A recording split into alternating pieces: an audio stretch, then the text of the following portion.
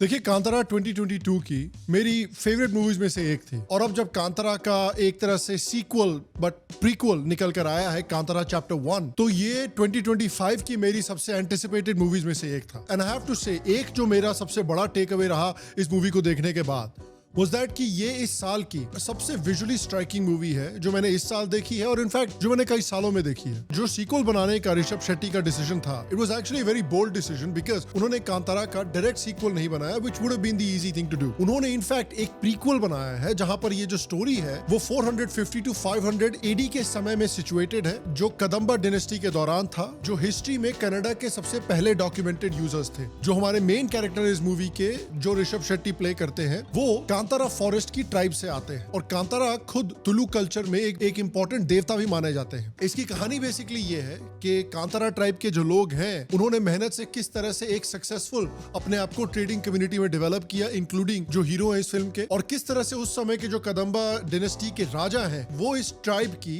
Trade वाली success को देखकर जेलस फील करते हैं और उन्हें लगता है कि कहीं ये इतने सक्सेसफुल ना हो जाए कि उनके पावर के लिए एक थ्रेट ना बन जाए। तो आप सोच रहे होंगे कि इस मूवी में और जो पहली मूवी है कांतारा उसमें क्या कनेक्शन है क्योंकि इतना बड़ा टाइम का डिफरेंस है। वेल, अभी क्योंकि बस मूवी निकल के आई है so I am not going to spoil that for you, आप प्लीज खुद जाकर देखिए। तो आपके दिमाग में जो सबसे बड़ा सवाल है सबसे पहले उसको आंसर कर देते हैं कि भाई ये मूवी है कैसी इन एब्सोल्यूट टर्म्स, मतलब ये मूवी खुद कैसी है, एंड इन रिलेटिव टर्म्स की जो पहली मूवी थी कांतारा उसके कंपैरिजन में ये फिल्म कैसी है। वो देखिए, मुझे ओवरऑल ये मूवी काफी अच्छी लगी। इसमें कुछ चीजें ऐसी थी जो मुझे बहुत अच्छी लगी और कुछ चीजें ऐसी थी जो मुझे लगा थोड़ी सी मिसिंग है। तो जो इसका स्ट्रक्चर है स्टोरी का वो इन अ लॉट ऑफ वेज पहली स्टोरी से मेल खाता है बिकॉज जो first half of the movie है वो एक तरह से एक एडवेंचर कॉमेडी है जैसे कि 2022 की कांतारा का फर्स्ट हाफ था। इस फर्स्ट हाफ में विलेन को इंट्रोड्यूस किया जाता है, विलेन को एक तरह से सेटअप किया जाता है और जो हीरो का ट्राइब है, जो उसका गांव है, उसको सेटअप किया जाता है और उस गांव में हीरो और उसकी जो सपोर्टिंग कास्ट के बीच की इंटरपर्सनल रिलेशनशिप्स है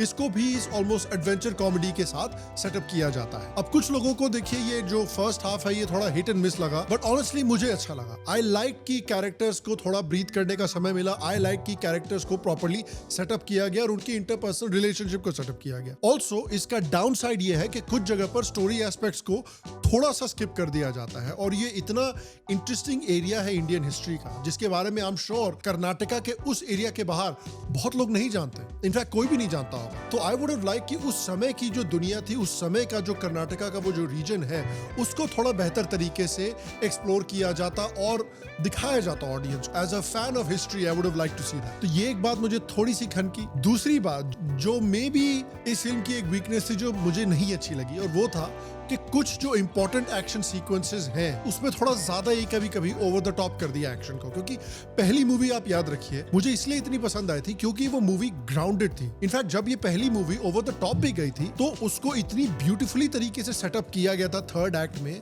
कि वो ओवर द टॉप एक्शन भी कॉन्टेक्स्ट में it made a lot of sense. तो इस फिल्म में कांतारा फॉरेस्ट ट्राइब और किंग के बीच में एक पूरा वॉर दिखाया गया है। मैं होप कर रहा था कि ये जो वॉर है, ये जो असली वॉर्स होते हैं बहुत ग्रिटी होते हैं, डाउन एंड डर्टी होते हैं, उस तरह से ये ग्रिटी वॉर सीक्वेंसेस दिखाने की जरूरत थी। एक प्रॉब्लम यहाँ पर कभी कभी हो गई कि जो इंडियन मूवीज में सबको ये बीमारी है कि हर एक एक्शन सीन को चाहे किसी भी मूवी में हो, किसी भी कॉन्टेक्स्ट में हो, उसको एवेंजर्स एंड गेम बना देंगे। अभी हमने वॉर 2 में ये बीमारी देखी थी कि जो एक down and dirty gritty type की स्पाई थ्रिलर होनी चाहिए थी उसको आपने शाका लाका बूम बूम बना दिया। तो ये मेरी एक तरह से सबसे बड़ी कंप्लेंट है। बट द एक्शन सीक्वेंसेस जो थे, जो वॉर के सीक्वेंसेस थे, they were still very fun क्योंकि ये जो वॉर सीन्स थे और जो स्पेक्टिकल क्रिएट किए गए थे अराउंड द वॉर सीन्स वो इतने विजुअली स्टनिंग थे, इतने क्रिएटिव थे कि it will still blow you. और उन विजुअल्स की वजह से, उन सेट पीसेस की वजह से मैं इस थोड़ा सा unrealistic super hero style action को इग्नोर कर पाया बिकॉज जो डायरेक्टर हैं ऋषभ शेट्टी उनका एक क्लियर और यूनिक विजन है जिस वजह से कांतारा एक बहुत फ्रेश आइडिया लगता है, बहुत फ्रेश फील करती है इन एन इंडस्ट्री जहां हर तीसरी बॉलीवुड मूवी एक एफ टियर रोम कॉम होती है जिसमें किसी बड़े एक्टर या बड़े डायरेक्टर के नेफ्यू के कजन का भाई की बेटी का जमाई लीड रोल में होता है। दूसरी बात जो मुझे बहुत इंप्रेसिव लगी इस मूवी के बारे में, that was the design of the movie. जो प्रोडक्शन डिजाइन था, जो विजुअल्स क्रिएट किए गए थे, they were really creative, really unique और मुझे बहुत ही अच्छे लगे, बिल्कुल पहले कांतारा मूवी की तरह। एक जो ग्रैंड और क्रिएटिव विजन है जो हम एस राजामौली की फिल्मों में देखते हैं या भंसाली की फिल्मों में देखते हैं। आई नो भंसाली की मूवीज परफेक्ट नहीं होती हैं लेकिन उनके सेट्स, कॉस्ट्यूम्स और एक विजुअल डिजाइन जो है वो बॉलीवुड में जेन्युइनली एस टियर है, nobody does it better than Bhansali, at least Bollywood में। तो इस फिल्म का म्यूजिक बहुत अच्छा है और म्यूजिक और विजुअल्स को मिला के एक ऐसा एटमॉस्फेयर क्रिएट होता है फिल्म में जो मैंने ऑनेस्टली बहुत सालों में किसी फिल्म में नहीं देखा है। And once you get to the third act, जब आप क्लाइमैक्स के आसपास पहुंचते हैं, तब ये फिल्म फुल पैसा वसूल हो जाती है। ऑनेस्टली मैं जेन्युइनली खुश हुआ and I really enjoyed that third act. जो वॉर के सीन्स है, जो कंक्लूजन है इस मूवी का, आई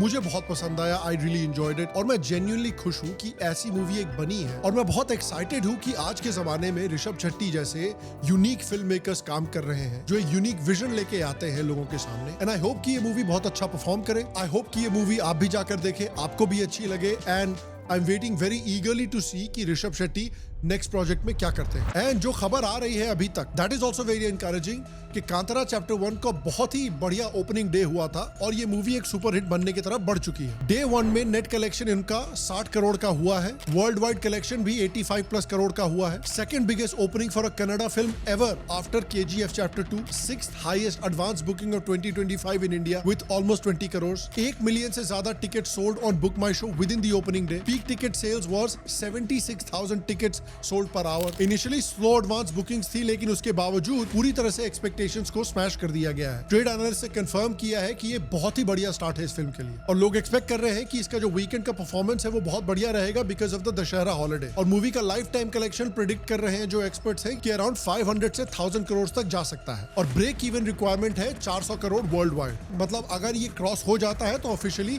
हिट स्टेटस तो मिल जाएगा इस फिल्म। और गुड न्यूज भी ये है कि ऑडियंस का रिव्यू बहुत स्ट्रॉन्ग आ रहा है। वर्ड ऑफ माउथ बहुत अच्छा जा रहा है। लोग कह रहे हैं कि ओरिजिनल से भी बिगर और बेटर है इन अ लॉट ऑफ वेज। तो जैसा कि मैंने कहा कि ये फिल्म देखकर और ऋषभ शेट्टी का विजन देखकर मुझे बहुत एक्साइटमेंट हुई कि आज भी ऐसे फिल्म मेकर्स हैं जो ऐसी क्वालिटी सिनेमा बना रहे हैं और खासकर इंडियन कल्चर को इनकॉर्पोरेट करके, बिना इंडियन कल्चर को जबरदस्ती नीचा दिखाते हुए एक बहुत बढ़िया क्वालिटी की फिल्म भी बनाई है जिसमें इंडिया के इंडिजिनस कल्चर को सेलिब्रेट भी किया गया है। और ये सोचते हुए मैं ये भी सोचने लगा कि ऐसे आज कौन से डायरेक्टर्स हैं अलॉन्ग विद ऋषभ शेट्टी जिनकी मूवीज के लिए मैं जेन्युइनली एक मास्टर है and he is basically responsible for creating the Maddock supernatural universe. And उसके बाद देखिए, I know this is cheating a little bit, but एक ऑब्वियस चॉइस जिनके लिए मैं हमेशा एक्साइटेड रहूंगा, दैट इज SS राजामौली। कैसे इग्नोर कर सकते हैं इस बंदे को यार। ये वही इंसान है जिन्होंने बाहुबली 1 और 2 बनाई थी, इन्होंने RRR बनाई थी और आज के समय में ये इंडिया के हाईएस्ट ग्रोसिंग डायरेक्टर हैं। मतलब थ्रू आउट हिज करियर इन्होंने 4250 करोड़ रुपए इनकी फिल्मों से अर्न किए हैं। राजामौली पहले डायरेक्टर थे जिन्होंने एक pan Indian film movement create की थी, यानी मूवीज जो मल्टीपल लैंग्वेजेस में साइमल्टेनियसली रिलीज की जाती है। ये इनकी इनोवेशन है और इसी स्ट्रेटजी को इस्तेमाल करके आज ये बॉलीवुड को पीछे छोड़ रहे हैं और उनकी हिंदी स्पीकिंग ऑडियंस को कैप्चर कर रहे हैं। राजामौली ने इंडियन इतिहास को जेन्युइनली ग्लोबल बना दिया, इंडियन कल्चर को ग्लोबल बना दिया। RRR पूरी दुनिया में एक फिनोमेनन बन गया था। वेस्टर्न रिव्यूअर्स जिनको मैं 10 सालों से फॉलो कर रहा हूं, जिन लोगों ने कभी भी अपने पूरे करियर में एक भी इंडियन मूवी को डिस्कस नहीं किया, वो भी RRR को रिव्यू करके तारीफों के पुल बांधे जा रहे थे। बोल रहे थे अरे best movie of 2022, best movie of 2022। SS Rajamouli की वजह से इंडियन मूवीज को ना सिर्फ वर्ल्ड वाइड रिस्पेक्ट मिली है बल्कि वर्ल्ड वाइड फैंडम भी मिली है। ये इकलौते इंडियन डायरेक्टर हैं जो हॉलीवुड की क्रिएटिव आर्टिस्ट एजेंसी के साथ साइंड है, जिसमें हॉलीवुड के सबसे बड़े A-लिस्ट एक्टर्स और डायरेक्टर्स भी साइंड है। और इनका फ्यूचर प्रोजेक्ट भी आने वाला है जिसका अभी कोड नेम लिखा हुआ है ग्लोब ट्रॉटर, जिसको अगस्त 2025 में अनाउंस किया गया था। और ये अपेरेंटली एक ग्लोब ट्रॉटिंग जंगल एडवेंचर है inspired by African exploration legends और इंडियन माइथोलॉजी। इसकी सेटिंग है कि मेन स्टोरी अनफोल्ड होती है काशी में और ये शहर इस स्टोरी में खुद एक कैरेक्टर बन जाता है। SS राजामौली का कहना है कि ये फिल्म भारत के डिवाइन पास्ट से एक एडवेंचर क्रिएट करेगी,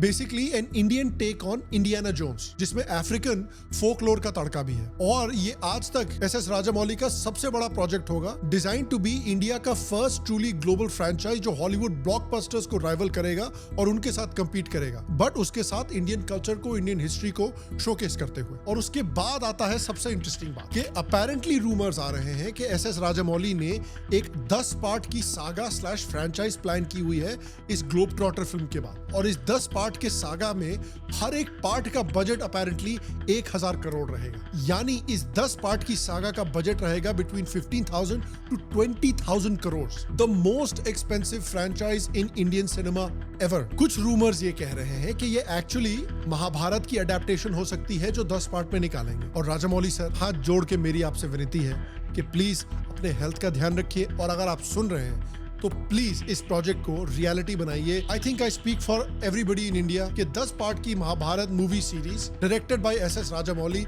ये देखना हम सबका सपना है। ये एक ऐसा प्रोजेक्ट है जो इंडिया के सिनेमा को हमेशा के लिए परमानेंटली चेंज कर देगा, ऑनेस्ट। एंड मैं आपसे पूछना चाहता हूँ कि क्या आपने कांतारा देखी अभी तक? अगर आपने देखी तो आपको कैसी लगी, पहली बात। और दूसरी बात, आज कौन से डायरेक्टर्स इंडिया में काम कर रहे हैं जिनके काम को देखकर आप बहुत एक्साइटेड फील करते हैं कि ये एक तो अच्छी मूवीज बना रहे हैं, दूसरी इंडियन कल्चर को, इंडियन हिस्ट्री को भी बहुत इंटरेस्टिंग तरीके से शोकेस कर रहे हैं? नीचे कमेंट सेक्शन में मुझे जरूर बताएं। बाकी गाइस, आपसे अगले वीडियो में मुलाकात होगी और तब तक के लिए स्वस्थ रहें, सुखी रहें, फिर मिलेंगे। और आप सबको एक सेकंड प्रणाम।